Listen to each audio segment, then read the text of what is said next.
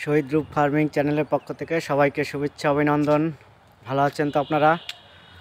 ভালো থাকেন এটাই চাই। চলেন কমলা গাছের দিকে যাই।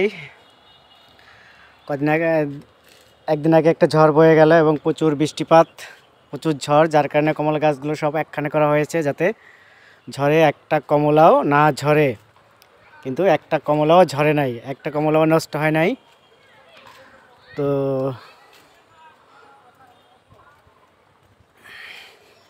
এবং কমলাগুলো দেখতেও সুন্দর, কত সুন্দর লাগতেছে। তো যেহেতু বৃষ্টি হয়েছে তা অতএব আপনাকে এখন একটা ব্যবস্থা নিতে হবে, সেটা হলো পোকামাকড় ও ছত্রাকনাশকের ওষুধ দিতে হবে। তাহলে আপনার কমলা নষ্ট করে দিবে এবং পাতাগুলো পোকায় খেয়ে দেবে এবং অনেক সময় ডাইব্যাক হওয়ার সম্ভাবনাও থাকে গাছে। অতএব আপনার পোকামাকড় ও ছত্রাকনাশক ওষুধ অবশ্যই দিতে হবে। তো একদিন পর পর দেন, অথবা যার গাছ অনেক বেশি তারা হয়তো একসাথে দিতে পারেন মিক্সচার করে। ওই দেখছেন কমলা কত সুন্দর বড় বড় দেখা যাচ্ছে, ভিতরে যেতে পারছি না বলে দুঃখিত। এটার অবস্থা কি দেখেন, ওইটা দার্জিলিং ছিল, এটা চায়না ভ্যারাইটি। দারুণ হয়েছে দেখেন, তলান না গাছে। এটাও দার্জিলিং, এটা চায়না ভ্যারাইটি। আরেকটা আছে দার্জিলিং, দেখেন কত সুন্দর ফলন হয়েছে। তো প্রতিটা ফল টিকানোর জন্য থাকে একটা চ্যালেঞ্জ, একটা দীর্ঘ সময় পার করতে হয়।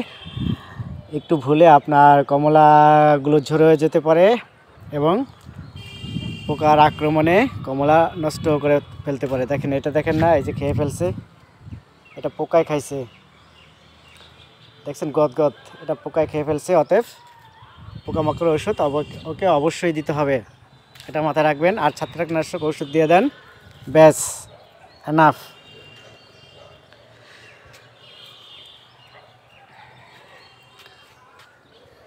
এটা চায়না ভ্যারাইটি।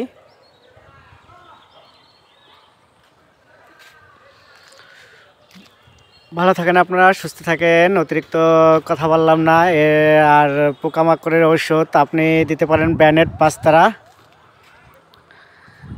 যদিও আমার কাছে এখন ছবি আছে কিন্তু অনেক ভিতরে, আমি ছবি দিয়ে দেব